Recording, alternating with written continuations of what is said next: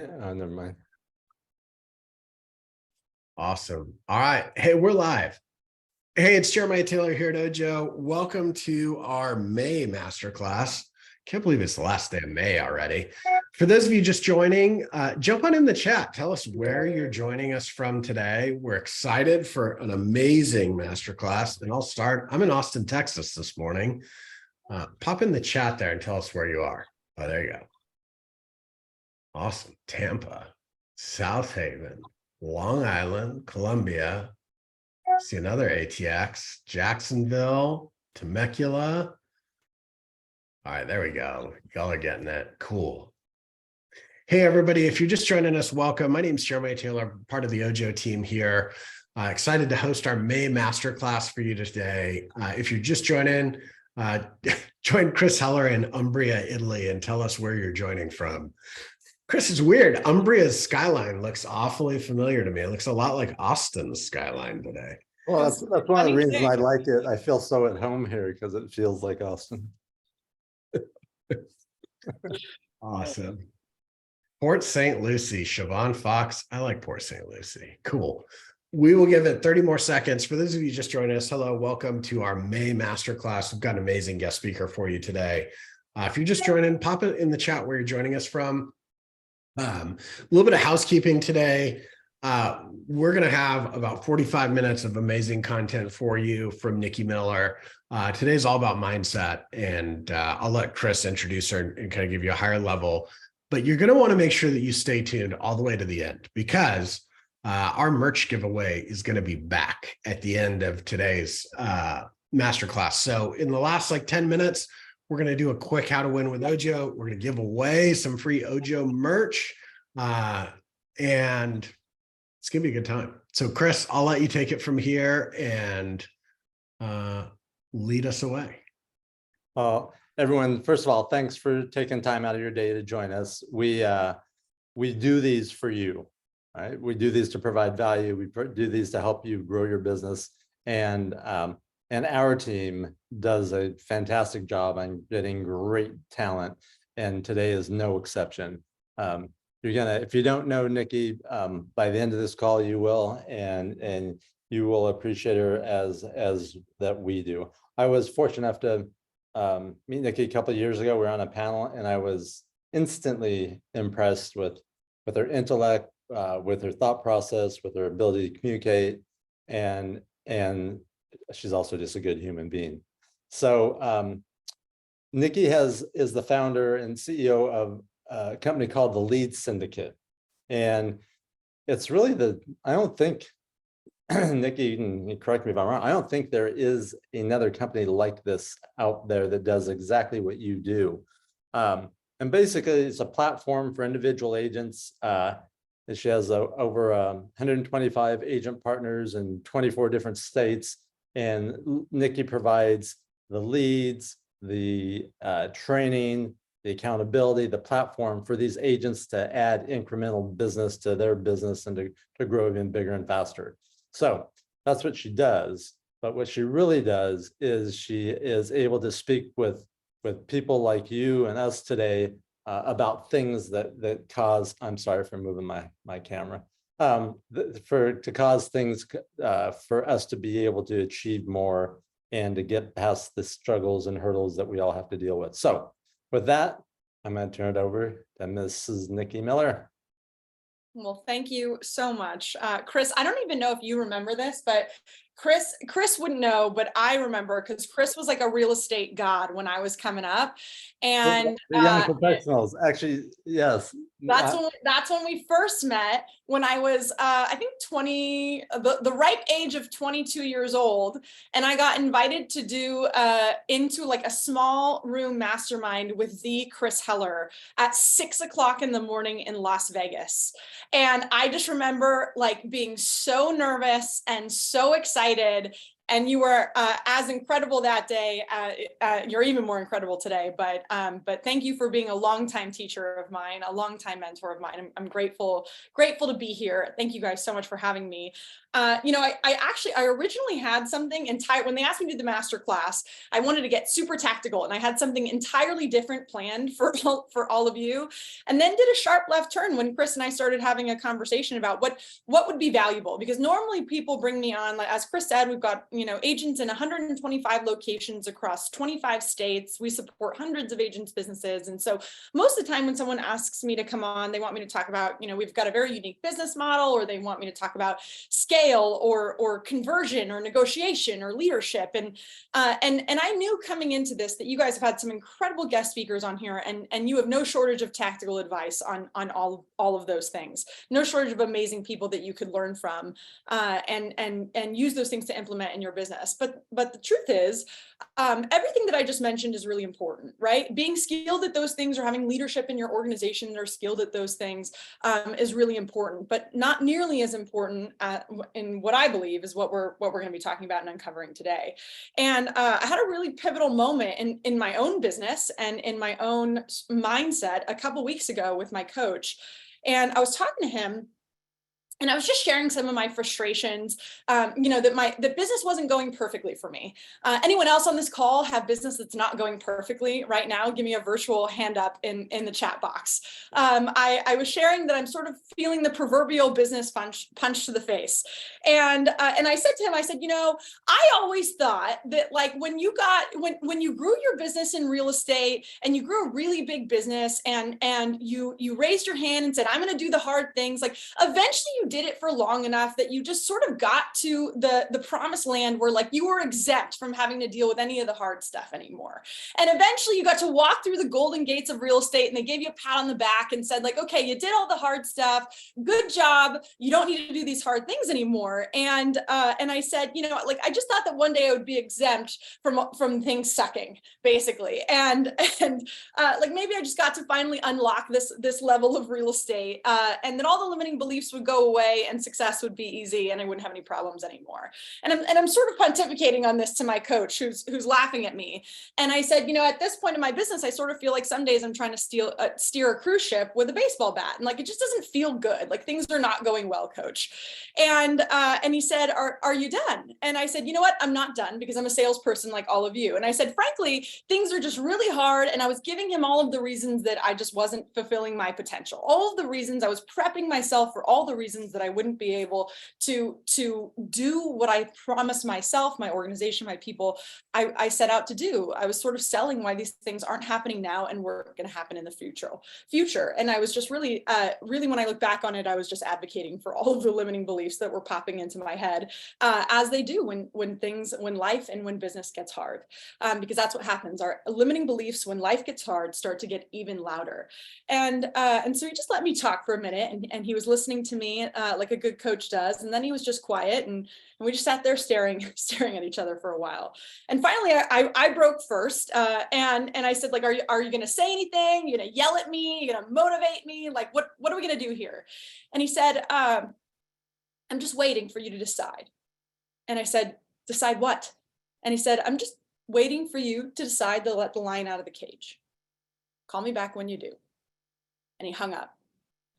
And I sat there off the phone for a second and thought to myself two things. Number one, this coach is very expensive, so I don't know if I'm going to be reimbursed for, like, the 20 minutes that we were only on the call for about 10 minutes of me complaining, and I don't know that I'm getting reimbursed for the 20 minutes that we missed, firstly. And secondly, I don't know what that means. Like, I have no idea what my coach just told me. And then he hung up, and I knew at that point, knowing him as I do, that I wouldn't be getting a call back until I figured it out. Well, I didn't figure it out. I didn't really know what that meant, and so I did the only logical thing that I could think of, which was that weekend I took my daughter to the zoo, and we checked out all the animals, and of course we had to stop by the lion exhibit. This is sort of running in the back of my head, and I listened to the zookeeper talk about the lions. They were sort of doing like a tour for everybody, and they were talking about their behavior, and they talked about the fact that in the wild, lions won't sleep as much as they do in captivity. In captivity, they'll sleep anywhere from 20 to 22 hours a day. By the way, I have a toddler, so that's like a sleep schedule I could get on board with. So they're just talking about how uniquely when lions are in captivity, they sleep this much. And then as everyone sort of moved on with the tour, I saw one of the lions, she got up from the place that she was sleeping, and I just started to watch her sort of prowl around. She got up from that platform she was sleeping on, and I saw her muscles rippling, and I watched her sort of walk towards us. And at one point I made eye contact with her, and I just locked eyes with her for a minute. And I thought to myself, I wonder if she ever longs to run wild. Like, I wonder if she ever gets up and thinks to herself, with all these people staring in at the cage, I'm just not meant to be in here. I'm a lion. And then I pictured it in the wild, what it would look like for a lion to run wild. She stalks her prey, attacking and killing at will, and then goes in search of her next conquest, because that's what her lion instincts tell her to do. And we don't judge her, and we're not mad at her, because she's just being a lion. Now lock her up in a cage and she'll lie there all day, quiet, lethargic, and well-fed. What happened to those lion instincts? They're still there, just deep inside, waiting to be uncaged. And if you put her out in the wild, she'll go lion again, preying and attacking. Put her back in the cage and she'll lie down. And I thought to myself, man, I think people are a lot like the lion in the cage.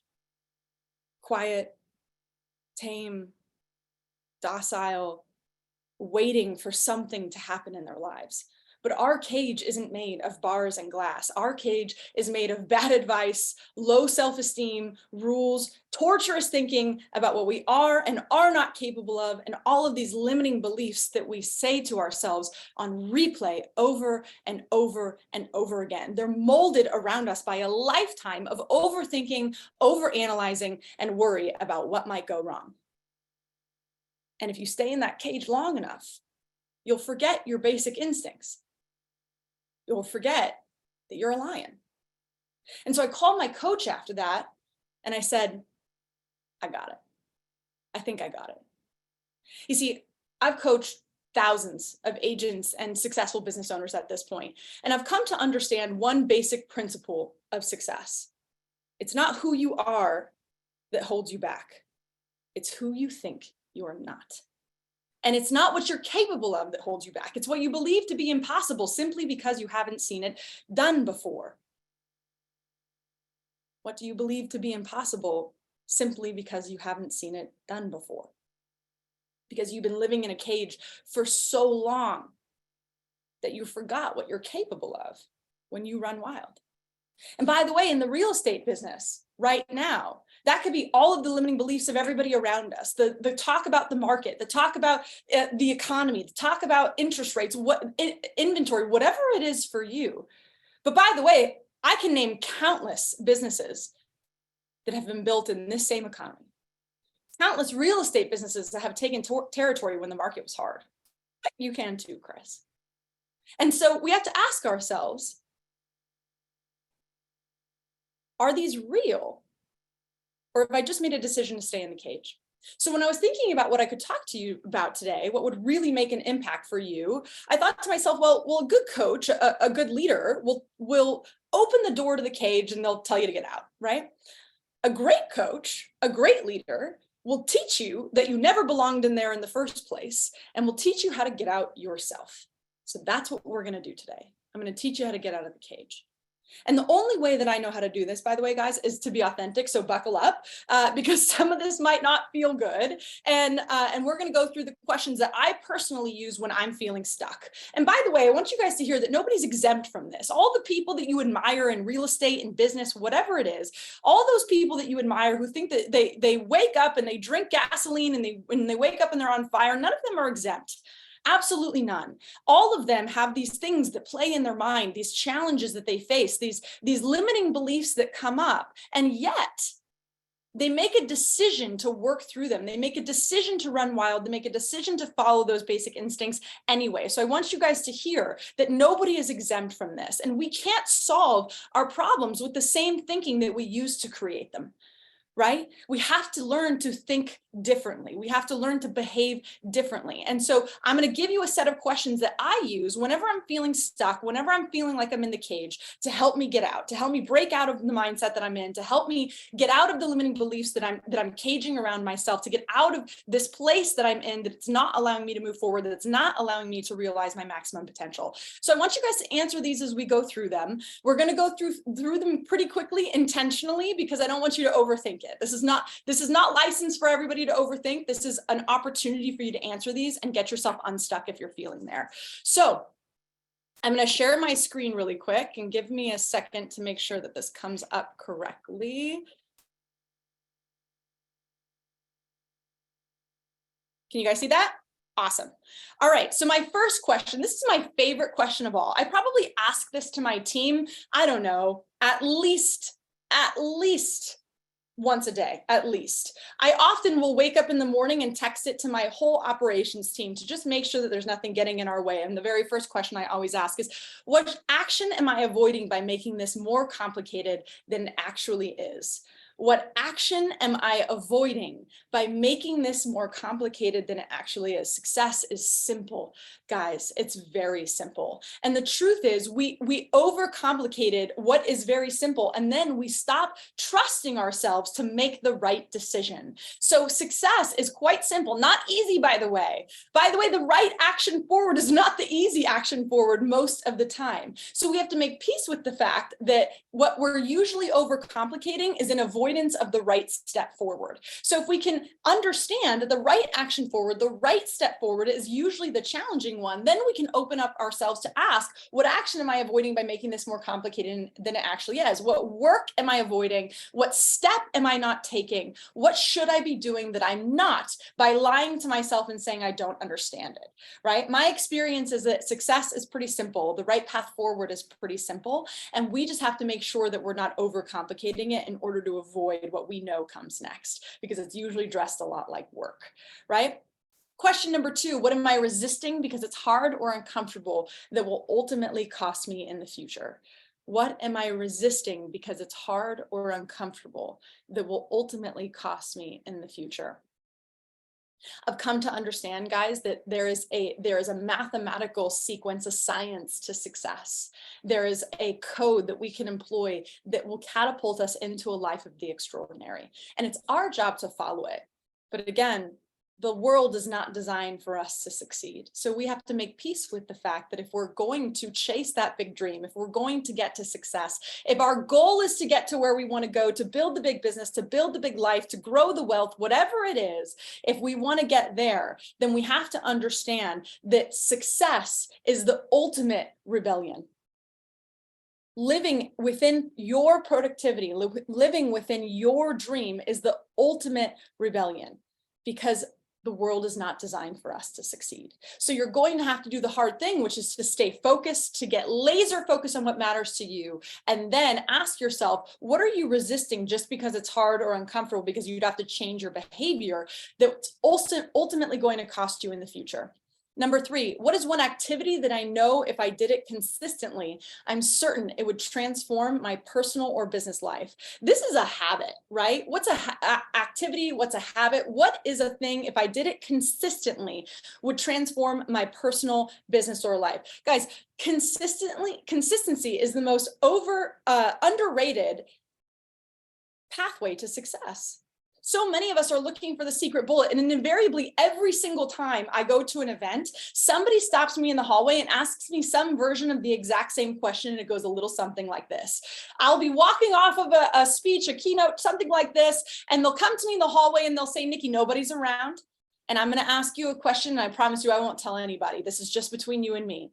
And they'll say, what's the secret? And I'll say, what secret? What are you talking about? And they'll say, the secret to real estate success that nobody is telling us. Like, what's the magic bullet? And I'll look around and I'll say, okay, you got to promise not to tell anybody. Promise?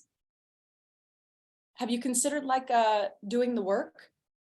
Because that's it. That's the pathway to success. It's just doing the thing that you need to do consistently, doing it for long enough that you can actually make manifest the results. And so many of us are looking for a better strategy, but effort sets our floor and strategy sets our ceiling. I can give you a better strategy to get to where you want to go, but if you don't actually take action toward it, it doesn't matter. And I've come to understand that this is one of the greatest versions of limiting beliefs, because most of us know what to do. Sit with that for a second. Most of us know what to do. We know how to get to where we want to go. We know what the path forward is. And because we haven't defined our own worthiness, because we haven't made a stand for our own success, we're unwilling to follow the right strategy in order to get there. We'll give up right before the finish line. And so I understand that someone not doing the right activities, more often than not doesn't come down to the fact that they don't know what to do. You know what to do. You got to trust those instincts. Remember, you are the lion. You know what to do. You just might not believe that you're worthy of the outcome if you do that thing for long enough. That's a version of limiting beliefs. So what's the one activity that if you did it consistently, you are certain would transform your personal, business, or life? Number 4, what do I know to be true that I haven't mustered up the courage to admit? What do I know to be true that I haven't mustered up the courage to admit? This is one of my favorite questions to ask myself. Whenever I'm facing a challenge in business, or whenever I'm facing a challenge in a relationship, be it a business relationship, a personal relationship, whatever it is, I'll sit down with my journal and I'll ask myself this: what do I know to be true that I haven't mustered up the courage to admit? Maybe the truth is in this scenario that I'm the jerk, right? That I handled this situation worse than I could have, that I didn't present myself as best as I could have, that I didn't work as hard as I professed that I worked, that I didn't do what I needed to do in order to get there. Maybe I didn't earn it, whatever that looks like, right? This can show up a lot of different ways, but ultimately I have to ask myself, what do I know to be true that I quite simply haven't mustered up the courage to admit? Maybe the truth of the matter is that I've been sitting in this damn cage for so long, I don't even remember what it means to run wild. I don't even remember what it feels like to be a lion, because I've been caged by these limiting beliefs for so long. And now I got to go find a coach to get me out, right? I don't know what it's going to be for you. I would encourage you to answer this question as quickly as you can. This is probably the easiest one to overthink. Number 5, where has my personal growth put a ceiling on my business and my success? I say that every company is built in the founder's image. And so when I'm coaching someone, I'm building their business and they're having challenges, the first place I'm going to start with what is the person's challenges? What is the founder's challenges? The person who's operating this thing, what is their challenge? Because ultimately that always makes manifest in the business as well, because our business never outgrows us, ever. Right? It always grows to the extent that we do. So where has your personal growth put a ceiling on your business and your success? And here's the challenge. If you're somebody who's leading a group of people, you have even more burden to challenge yourself to continue to evolve, because their success is dependent upon your growth. I'm going to say that one more time. Their success is dependent upon your growth, because the way that we effectively lead, this is one of the top questions I get asked. How do I become a better leader? And I'll say the same thing every single time. You get better, more effective at leading yourself. You get better and more effective at leading yourself. You have to grow your ceiling in order for your business and your personal success and growth to exceed it. So we have to understand that our business will never outgrow us. And if we want to move forward, the first place we should be looking is here and asking ourselves, where am I failing my business and where am I failing my people by not growing to my personal possibility? Where am I allowing my limiting beliefs to not only cage me, but also as the leader to in effect cage the business as well, right? Number 6, what would I do even if I knew I was going to fail? One of my favorite questions. This is when I knew I was onto something. I remember when I first came up with the concept for my business. I've been privileged through my life to have a lot of really incredible real estate mentors, a lot of really amazing people around me who've taught me some amazing things and who have absolutely made me the person that I'm proud to be today. And I don't take that lightly. And so when I built the concept for the Lead Syndicate, I went to all of them and said, hey, I got a crazy idea. I want to give agents like all the economies of scale, all the infrastructure, all the support, all the best parts of being on a team without them having to build it or without them actually having to join a team. And by the way, I'm going to allow them to keep and maintain their own brand. I just want them to be able to plug into something that I know works. And I went to a lot of these mentors of mine, and they said, Nikki, you're crazy. This thing's never going to work. And I remember so distinctly going home one day and I said to my husband, you know, like a lot of these people that I really respect and that I believe in and whose opinion matters to me, who are really valid in the real estate space, have told me like, they don't think this is a good idea. And he asked me one of the most important questions that someone's ever asked me, which is, well, what's the worst thing that happens if you do it? Like, what's the worst thing that happens if you do this and it doesn't work? And I say, well, then I'll know for sure. I'll just know for sure that this thing doesn't work, that this crazy idea I have doesn't work. Well, 2 years and 125 locations and hundreds of agents later, I'm here to say that it does in fact work. My crazy idea obviously wasn't so crazy. It looks like a lot of agents were needing it just like I was, right? And yet, if I hadn't been willing to fail, if I hadn't been willing to say, this isn't going to work for me or anybody else, and I'm unwilling to put myself in a position where I might fail, well, then it never would have happened. There would be so many agents across the country who aren't hitting the real estate goals that they're hitting because of our support, right? So I have to ask myself every time I'm going after a new idea or putting myself in a position where I'm nervous or I'm feeling like the limiting beliefs are getting loud, I just quite simply ask myself, what would I do even if I wasn't going to fail? Would I go after this business venture even if I knew it wasn't going to work? Would I do this thing even if I knew I was going to fail at it? Do I have the courage to do that? And here's the thing, guys, brilliance is in no short supply. And ultimately in most of our organizations, what we need more of is courage. That's the thing that most of us are lacking, the courage to do the thing, even if it doesn't work, the courage to go and do the thing, even if we fail at it, the courage to say the idea, even if it's a bad one. And I don't need more brilliance in my organization. I need a lot of that, but what I do need more of is courage. And I'm guessing so do most of you, right? We need people who have the courage to go out and fail, people who have the courage to go out and look bad at something at the beginning so that they can potentially change the landscape of the business and maybe even the world. Number 7, what would I do if I knew success was guaranteed?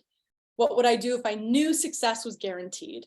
What business venture, what avenue would I take? Would I do the workouts if I knew that for sure if I did them for long enough? And here's the secret to this one. My favorite sort of law of success is the law of compound interest. And the reason I love it so much is because the law in and of itself is neutral, right? Most people think of compound interest as an amazing law that allows your money to compound over time. But I always tell people the law in and of itself is neutral. The hockey stick, so to speak, goes both ways, right? We can grow and compound upward. We can also compound downward. And so I have to ask myself, if I knew success was guaranteed, what would I be doing? And by the way, if we do the right things, if we can line our dominoes up correctly, if we can do the right actions forward for long enough, success is almost always guaranteed if we're willing to do it for long enough, if we're willing to actually be consistent enough, right? Number 8, what habit, if formed or unformed, would drastically change my life? I do a habit audit every single year. I'd be more than happy to send it to anybody on here. I'll send it over to Jenna to include, but I do a yearly audit of all of my habits, the ones even that I think don't matter. And I consistently ask myself, what habit, if formed or unformed, would drastically change my life? We are an accumulation of all of our habits, right? The compound interest that we create both positively and negatively in our life is simply an accumulation, the compound interest, of the investment of our habits. Right? So what are we doing day in and day out that's either taking us a step closer to our goals or moving us away from them, or maybe some of them are neutral, but ultimately I'm going to actually assess that and ask myself, what habit, if formed or unformed, would drastically have changed my life? Number 9, why am I uniquely suited to achieve the goals and dreams that I have? One of the most important questions you could answer today. Why am I uniquely suited to achieve the goals and dreams that I have? Here's the thing, guys. I always say that success and failure are just two sides of the pendulum, right? And so we can't have limiting beliefs without having unlimiting beliefs. We can't speak badly about somebody if we're not unwilling to speak the positive about them, right? There's always two sides to the coin. So if you can sit and build the cage around you, talking about all of the limiting beliefs, all the reasons that you can't do something, all the reasons it's not going to work, all the reasons that you're fighting for your limitations, then you can also answer the question on the other side of the pendulum and say, why are you uniquely suited to achieve the goals and dreams that you have? Because here's what I know. Dreams are not bestowed upon us unless we have the DNA to actually achieve them. It just won't be given to you unless you actually have the DNA to achieve it. And so there is something about you. There is a reason that dream was given to you, a reason that idea was given to you. Why are you uniquely suited to achieve the goals and dreams that you have? My bet is that high achievers, as people who are always trying to cover our bases, we're uniquely suited to come up with limiting beliefs, right? We're literally designed to do that. And yet, if we're willing to do that, then we also have to be willing to look at ourselves and say, okay, I now know all the reasons I can't do it. How can I? I've now gathered a list of all of the reasons that I can't do this. How can I? Number 10, in what way do I know the world is conspiring for my success? Guys, I know that the market is challenging right now. I know business might be hard for a lot of you right now. I get it. I get it. Nobody is exempt from that. And yet, I can look backwards at all of the hard times in my life. I bet you guys can too. I can look backwards at all the hard times in my life, all the defining moments, if you will, all the things that just seemed like they were awful and the worst case scenario in the moment. And I can look backwards and say, man, I'm so glad that that happened. The world was conspiring for my success by having that happen. By the way, that doesn't mean it feels good in the moment. That doesn't mean that I enjoy the hard times, but I can look backwards and say, I know the world was conspiring for my success. I can count the coincidences, the people I've met, the coincidences that have happened, the things that felt like they were hard or unfair, or whatever it is at the time, that ended up being for my betterment, for the success of myself, of my organization, of my people, whatever it is. And then number 11, based on my answers, what action do I need to take today? What action do I need to take today? Guys, one of the best ways for you to remove limiting beliefs is to actually just take action toward them. I always tell people the scariest part of any scary movie is when they're running away from the bad guy. Eventually, when they turn around and just confront whatever feels scary, it gets a little bit less frightening. Your life is just like that. The only way that you prove these limiting beliefs wrong is to act against them, to oppose them, and through your results, prove them entirely wrong. That's how you break out of the cage. To go out into the wild and show yourself that you belong there, that you actually know what you're doing, that you actually know how to succeed, that you know that that you are worthy of it, that this is possible, this idea is going to work. I always tell people, I'm just unwilling to believe that it will work or not work until I've been proven right or wrong. I have no opinion on it until I've been proven right or wrong. Let's go try it and see. We can't say it's not going to work if we've never tried. Again, strategy sets our ceiling, but effort sets our floor. We have no hope to figure out what we're capable of if we've never taken a step toward it, right? So ask yourself, based off all of these answers, what action do I need to take today? Action cures fear. And that's all limiting beliefs are. Action cures fear. You have to take a step toward it. And the only way to grow your confidence, the only way to change the trajectory is to actually take action on it. So we're going to send these out to everybody. Feel free to take a screenshot of them. But these are my questions I use for my own self. Of course, I have a coach. I don't know many high achievers who don't have a coach. And yet I'm not always, my coach isn't always available to talk me off of the ledge, so to speak. And so I develop these for my own self when I'm feeling stuck, when I feel that the bar is getting tighter, when I feel like I'm in the cage, when I hear those limiting beliefs really loud and I can't get out of my own head, this is what I use. So, so that's my gift to you today, guys. But I would offer you all this. It's just time to unleash.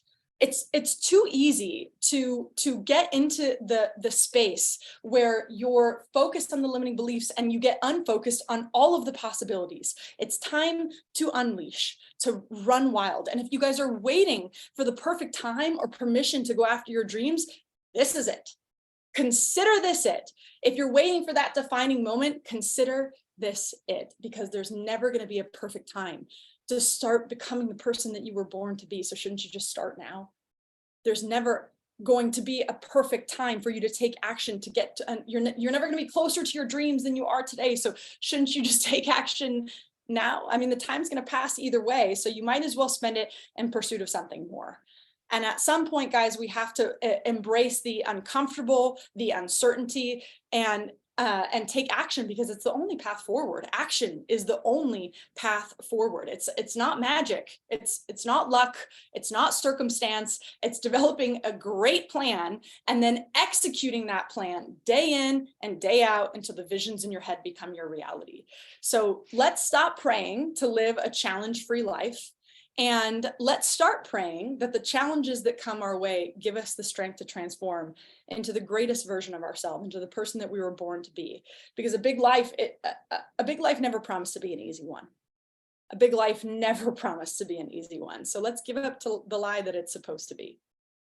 And guys, I'll leave everybody with this. I don't know. I hope to one day get to meet all of you, but I don't know you personally. So I don't know what's hidden inside of you. I have no way of knowing that. I don't know your aspirations, your talents, your secret longings, but I know something amazing lives in you. Something miraculous lives in all of you. And bringing that to life, guys, it takes work and faith and focus and courage and hours of devotion. And the clock is ticking and the world is spinning, and you simply don't have time anymore to think small, because success, it's not going to interrupt you.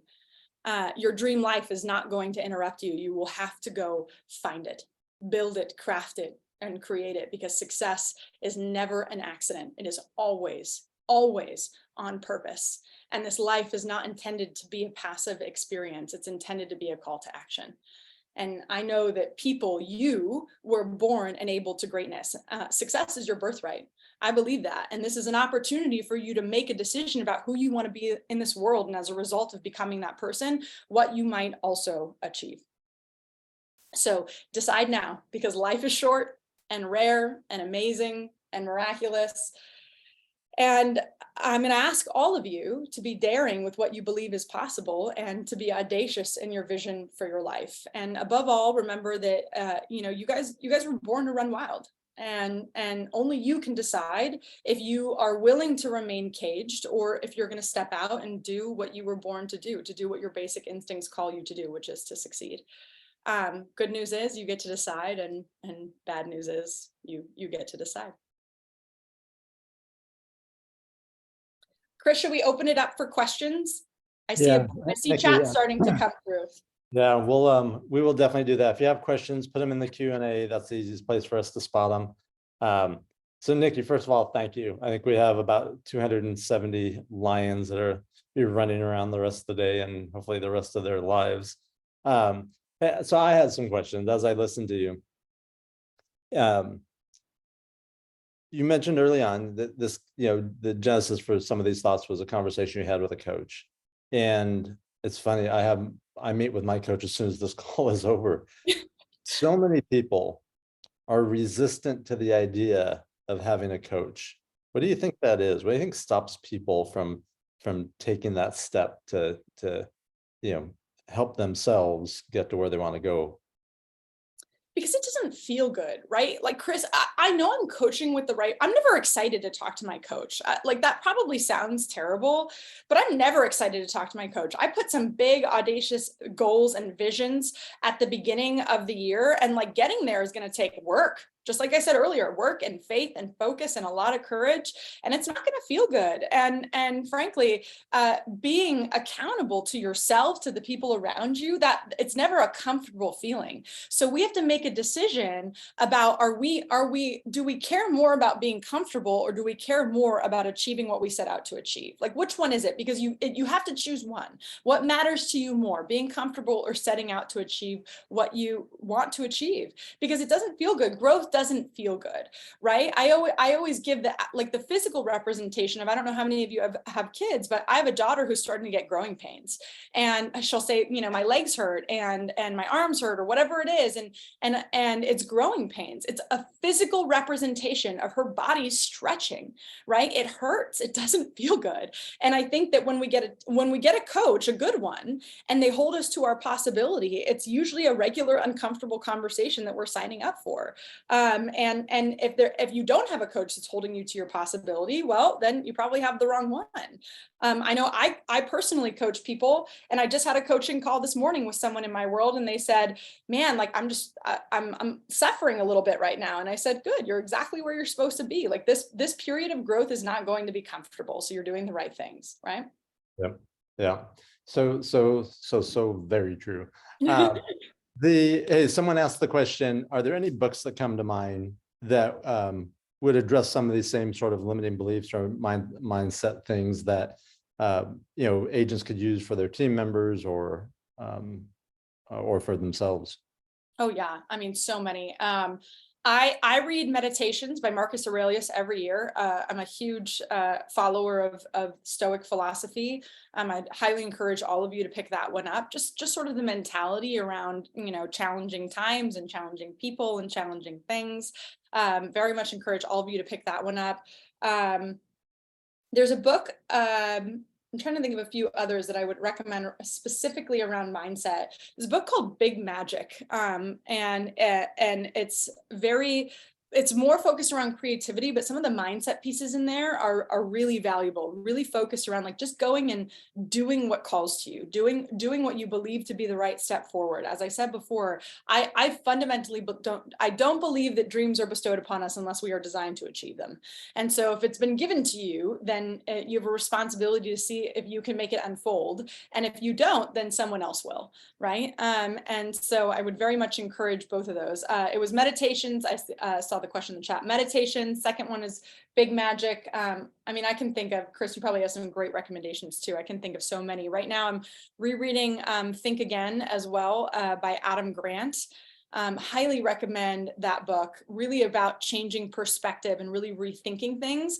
And while not a mindset book, technically, it is a thinking book, and I'm very focused around how to think through challenges and changing landscapes. And for, I think, the world that we're in and the one that we're going into, which is changing rapidly, I would encourage all of you to pick that up right now.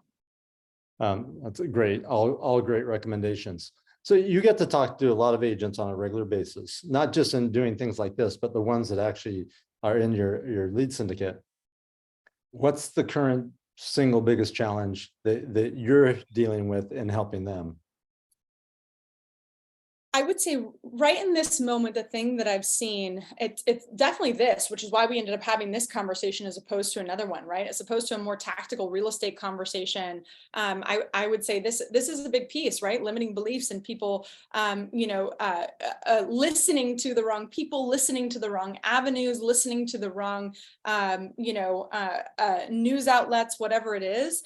And really the second part of that is focus. We all get to make a decision every single second about what we're choosing to focus on, right? And we can choose to focus on all of the reasons and all of the ways that we can't. We can spin ourselves out of control, or we can stay focused on what matters most, and we can incrementally take steps towards the end result that we're looking for. And that's where most people, most agents specifically, and I think most people in general, get mixed up from a success standpoint, right? That they just get out of focus and start listening to the wrong people, or focusing on the wrong things, or getting distracted by the wrong things. I mean, again, the world is not designed for us to succeed. So every day we're in the digital deluge. Like, I even look at people who wear the Apple Watches. I'm like, I can't imagine having one more way for somebody to get a hold of me, right? And so we have to be very protective over our time, over what we're focusing on. More than ever, we've got to be laser focused. Yeah, Mike said it, Dominant Thoughts. It's the perfect book recommendation, right?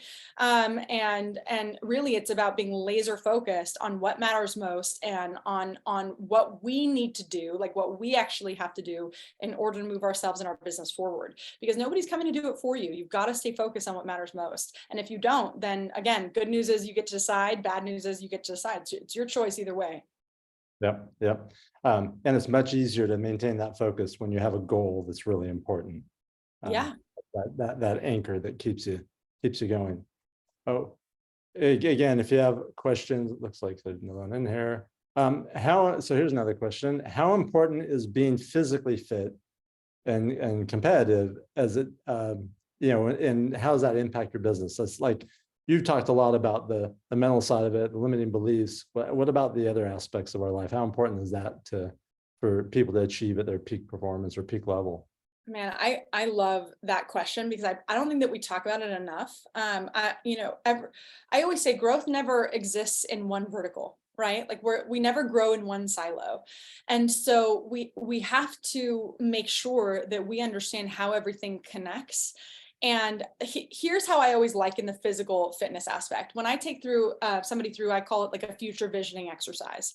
And if you were to close your eyes and really envision yourself 5 years from now, like, where do you want to be? Maybe you're standing on a big stage, maybe you're getting the award, maybe you're standing in front of your team, maybe you're retired, like whatever it is. How do you feel? Like, what do you envision your body feeling like? And I don't know anybody who gets out of that future visioning exercise and is like, man, I'm feeling really weak and overweight and short of breath. Like, we want to feel powerful, right? And if we're going to demand the most of our bodies and of our mindset, we need to be at our physical best too, right? There's a reason that all of these things are connected. There's a reason that most great mindset coaches, you'll find them in the professional sports world, right? Because ultimately they know that even if we are physically fit, we have to be fit up here, and vice versa, right? It all works together. The body is congruent. It's not just our minds working, but our bodies as well, and vice versa. So for me, being physically fit is everything. I don't think I can demand as much of my body as I do between the travel and the work and being a mom and a partner and a friend and all of these things. Like, I don't think I can demand that of myself if I'm not feeding my body and exercising the right way in order to give back, right? You know, it's overused, but like we do only have one place to live. I'm gonna make the most of the one that I got. Yeah, strong body, strong mind. That's right. Nikki, let's get like really specific and tactical. On the topic of follow-up, right? We know that we have a couple jobs as agents. It's generating leads or acquiring leads, however we're doing it, and then effectively following up. And that's where most agents I see either succeed at a high level or fail miserably. What are you teaching your group about follow-up, and what are you stressing and having them focus on? This is going to be an unpopular way to put it, but like, stay with me. I always talk about mindless follow-up and mindless lead gen. And what I mean by that, like, I love your social post, Chris, because you articulate this so beautifully, which is, we just don't have that many jobs as agents, right? And in our organization, we literally take away all the other jobs. And so we coach our people to have mindless lead gen and mindless follow-up. And what that means is, when I put my shoes on and tie them, it's mindless. Like, I'm not thinking about, okay, cross the bunny and put it through the loop, right? It's just mindless. I've done this so many times that I just go right into it, right? When I go for a run, it's just mindless, right? I've done it so many times, it's just a habit. There's so many things. When I get into my car, put it in drive and start driving away, mindless, right? But at some point, it wasn't. At some point, I really had to think about how to tie those shoes. At some point, I had to really think about what route I was going to run, or how long it was going to take, or how far I could go. At some point, I had to really think about, okay, first I check my mirror and then I reverse. Like, at some point, it's unnatural. And you have to do it for long enough that it becomes a habit and becomes mindless. So we say, we get it ready the same time every day. Like, we deliver this to our agents, but it's, hey, who you need to call is set the night before. Your follow-up is set the night before. What script you're going to use is set the night before, so that when you walk in the morning, it is the first thing our people do, and it is mindless. Because the more we have to think about it, the more we have to make a decision about it, the less likely we are to actually do it. So we need to get it all set up for ourselves, so we can't make the excuse or get distracted again. What action are we avoiding by making this more complicated than it actually is? Like, we take the complication out of it so we can just get right into it. And eventually that becomes enough of a habit that it becomes mindless, right? It's just something that we do every day. Yep, I love that. Love that. Yeah, okay, so here's another tactical specific question. In the first conversation, the first interaction that you have with a consumer, regardless of where that lead was generated from, what are the things you're stressing to your team, and how do you coach them to be effective in that first conversation? Yeah, this is a great question, because I think that I can tell the difference between someone who has a lot of experience with, especially online lead gen or aggregator lead gen, versus someone who doesn't, just by how they answer this question. Because if somebody's calling on 123 Main Street and you give them all the information on 123 Main Street, what happens?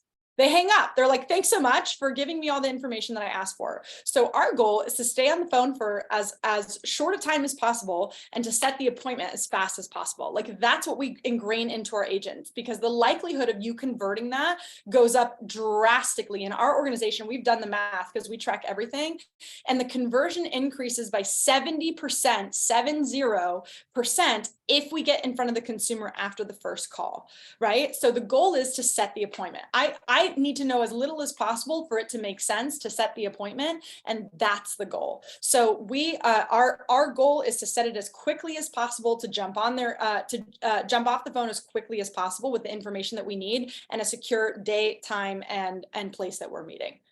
Yeah, that's so important. It's just a different world that we're in today. In the past, we would always say, no, you're never going to go on an appointment unless you pre-qualify and have them jump through all these hoops. Consumers aren't going to do that anymore. Nope. If you make it difficult or create too much friction, they're going to go somewhere else. So the agents that are capturing the business are the ones that are doing just exactly what you said, Nikki.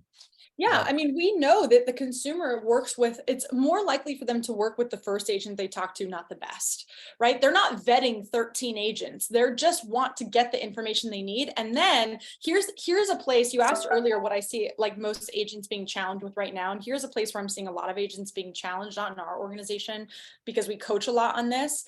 But they'll work with the agent who moves them through the funnel, right? It used to be that the consumer was moving themselves through the funnel. Like, I think that's been the biggest fundamental shift that I've seen in real estate over the course of the last year, like 18 months or so, about a year and a half, is that they were moving themselves through the funnel. Like, they were highly motivated, they were figuring it out, they were moving themselves through the funnel. That's changed. If we want someone to buy or sell short of like true urgency, right? Short of an actual defined urgency, we have to move through the funnel. In our world, we say this is what happens next, right? Like we get them through the funnel. Now that we've met, this is what happens next. This is what happens next. This is what happens next. Because if you're not doing that, they're unlikely to move themselves through, because there's so much noise happening in the real estate market. They're going to have Uncle Bob tell them that it's not a good time to buy, and they're going to get in their head about it. Or they're going to have, Aunt Peggy say, you're really selling your house right now, the market's crazy, right? So we have to be responsible for really moving them through the funnel right now. Yep. Yes. No Aunt Peggy's or Uncle Bob's. No Aunt Peggy's or Uncle Bob's. Jeremiah, I know we're running. First of all, Nikki, this has been awesome. So thank you for taking the time. Thank you for everyone for being here. No one leave, because Jeremiah has stuff you want to end with. And Jeremiah, were there any questions that I missed for Nikki before we wrap up? No, I think you covered them all, but I'd love to give Nikki an opportunity to just give us a parting thought and close out, and then I'll wrap up the Ojo stuff. And if you're still here at the very end, we're going to give away merch, so hang with us. Well, first and foremost, thank you guys so much for having me. Thank you for all of you who took time out of your day to be here. I certainly don't take that lightly. So thank you for spending an hour with us. Very much appreciate it. My second thought is I don't have any Ojo swag, so I would very much like some Ojo swag. A dress coming your guys' way. And my third thought is this, guys, I always tell people we don't get to control the first thought that comes through, but we do get to make a decision about what we do with that thought. And our minds are liars. Like, we don't have to believe them. And I fundamentally believe that we are all born and able to greatness. We were literally designed to succeed. And if we don't get there, it's because we got in our own way somewhere. So get out of your way, use these questions, get into action. And if somebody around you is imposing their limiting beliefs upon you, I'd invite you to just give them back. They're not yours, they're theirs. Let them advocate for them staying where they are, and allow them to go and be average somewhere else. They don't have to do it around you. So you need to advocate for your own greatness right now. And so I would encourage you to use these questions, to use these tactics to go and do that, to get out of the cage and go build that dream business and dream life. That's what you were born to do. And I'll throw my info in the chat, my link tree, for anyone who wants to connect. Awesome. Thanks again, Nikki. For those of you on here, hit the reactions, give Nikki a round of applause, a virtual one via the reactions. Thank you so much. This was absolutely nothing short of inspiring. So many nuggets. I'm sure that the recap is going to be amazing. We'll cut this up into a bunch of pieces. We'll share it. Our team does a tremendous job at those, and you can see all the love flowing in from everybody here. So thank you all so much for being with us today. I'm going to go over, I think we only have about 3 slides, just some quick kind of stuff on how to win with Ojo. Nikki and Chris alluded to this. The consumer expectations have changed. And the key is to quickly be able to build rapport, set an appointment, and learn about the consumer's motivation. Chris and I have done a bunch of videos on this. Our coaching partners do videos on this. If you are not plugged into the Connect, Set, Learn framework, you definitely want to get plugged into this. This is the playbook that the top teams, that the top agents on Ojo, and really on any online lead source are using to win. Be enthusiastic, smile, connect with the consumer as soon as you make that first call. Second is move directly to what they want, which is they want to set a time to see a property. So set that appointment. You'll figure out later if it's still available. You'll find another property to show them if it's not available. And then learn about their motivation. This first call is all about them. It's about understanding what their wants, their needs, their dreams, and how you can help fulfill those. So keep it focused on them, and you always will win. Next up, we're seeing this happen more recently that, an agent changes brokerage or leaves a team or joins a team and they forget to tell us. So this is your reminder that if you are changing brokerages, changing teams, building a team, leaving a team, whatever it is, go and fill out our brokerage update form. The link is going to be in the chat. And then you can also always go to support@ojo.com, or you can call us and we will help you get this done. Just keep in mind, you want to keep this current with us because it helps everything move faster and smoother, when you do have success and you're closing a transaction. And finally, Stump the Scriptmaster. We did this a few months ago. We got raving feedback about this, so we are bringing it back. It's next week. The link to register is in the chat. So there's two links there: change of brokerage help article. The second one is register here. That's for Stump the Scriptmaster. It's next week, June 5th, 1 p.m. There's some topics here, but hey, this is your opportunity to come and try and stump our panel of experts. Give them your toughest objections to handle in this market. So please join us for that. Again, thank you so much, Nikki. We appreciated you. Now, if you're still with us, and there's well over 200 of you that are still with us, this is your opportunity. Go drop your, RJ Jenkins already knows, drop your name in the chat. And when you do that, we will randomly select one or two of you to send some swag, some Ojo swag out to you. So be on the lookout from our team. Nikki, I promise we will get you some swag too. Heller just approved the rec for the swag expense. So we'll make sure we get that out. For the rest of you, thank you so much. I will leave you with a parting thought. I wrote this down from what Nikki said, which is, if you argue for your limitations, congratulations, you get to keep them. What a great speech today. Thank you so much for sharing the keynote with us. It's been our pleasure to host you. Thank you all for being great partners in the Ojo Select Network. Drop your name in there. Jenna will get these selected. Watch out for an email from her, and we will see you next week on Stump the Scriptmaster. Thank you.